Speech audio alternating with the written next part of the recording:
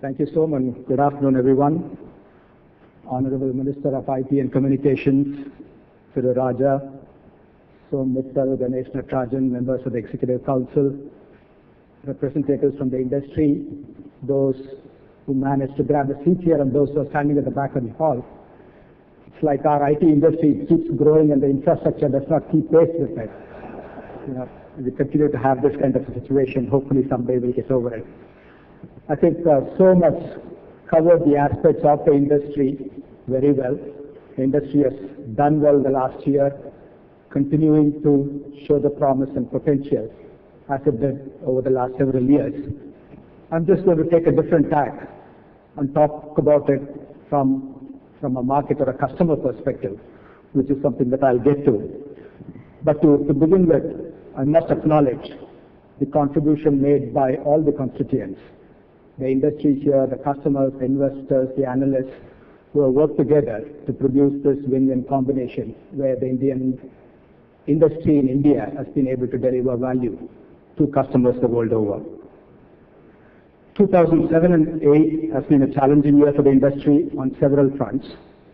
Supply side constraints, rupee appreciation, talent movement related challenges, and above all, uncertainty around global growth or slowdown. Despite all of this, the IT and the BPO industry in India demonstrated good growth and good management.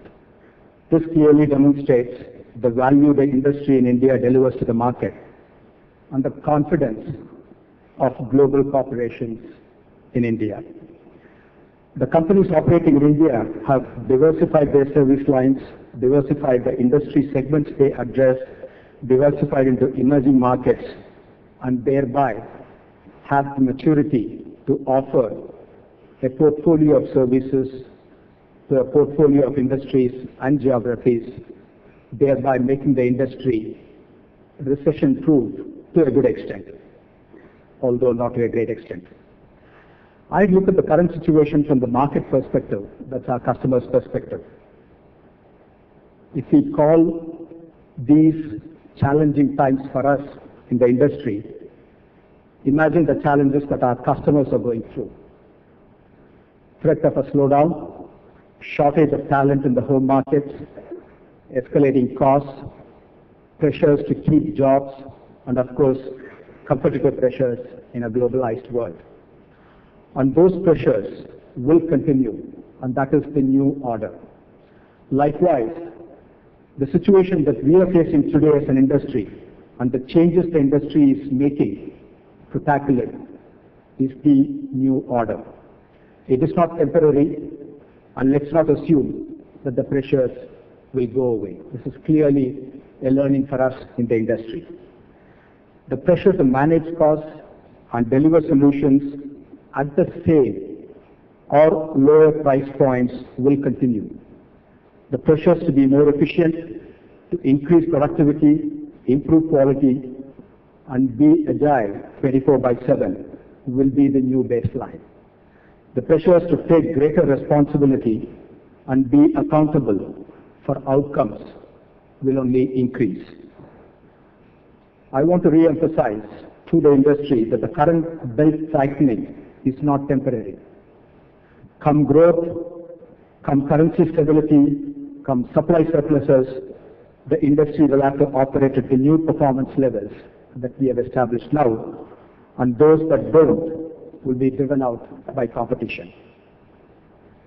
The industry in India can become the leader as a true long-term partner and a trusted source and a value driver if we are sympathetic to the market situation and sympathetic to our customers' current needs and show the flexibility to deliver long-term value by managing costs, by innovating, and by making our customers succeed in difficult times. Of course, we have our own challenges in India. An education system that needs reforms, a tax regime that has to continue to be friendly, and an infrastructure that's making very slow progress. Since the Honorable Minister is here, I'd like to seek his help in all these areas. Firstly, to increase the budget for e-governance projects in India so that a new market opportunity is created for the industry. The IT and the BPO industry in India can work actively with the government to bring out greater transparency and efficiency in governing through cost-effective technology. Any spending in this area by the government will not only help the industry as a whole, but can be architected to help the small and the medium enterprises segment of the industry. The continuation of the STPI scheme has been a long-pending request from the industry, and I know that the Minister is completely aligned with the industry on this topic. He has made favorable remarks. In fact, he has taken the cause of the industry with the powers that be, and I hope we both succeed. Now, coming to the supply side, I think the onus is now largely on the industry to expand the employable talent pool. The industry will have to increasingly partner with more educational and academic institutions, make consistent investments in training, development, and continuous learning, and work in close collaboration with government to make this happen. And this is a journey in which all players will have to work in unison. Traditionally, some companies have grown their businesses relying extensively on experienced talent developed by others in the industry. I want to make that point again. Traditionally, some companies have grown their businesses relying extensively on experienced talent.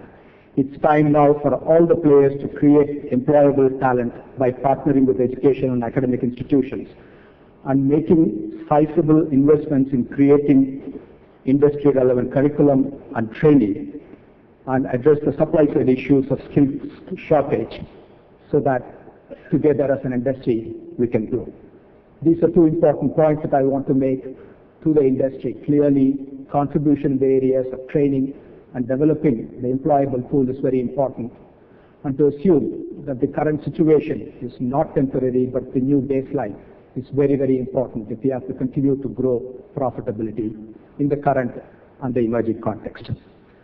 And finally, it's forums like NASSCOM Leadership Summit which provide an ideal platform for multiple stakeholders such as the clients, industry peers, collaborators, partners, investors, government agencies and media to discuss, deliberate, work together and solve such critical issues and help the IT BPO industry in India soar to greater heights in the coming decade. With that, let me invite the Honorable Minister Thiru Raja to come and address. Thank you.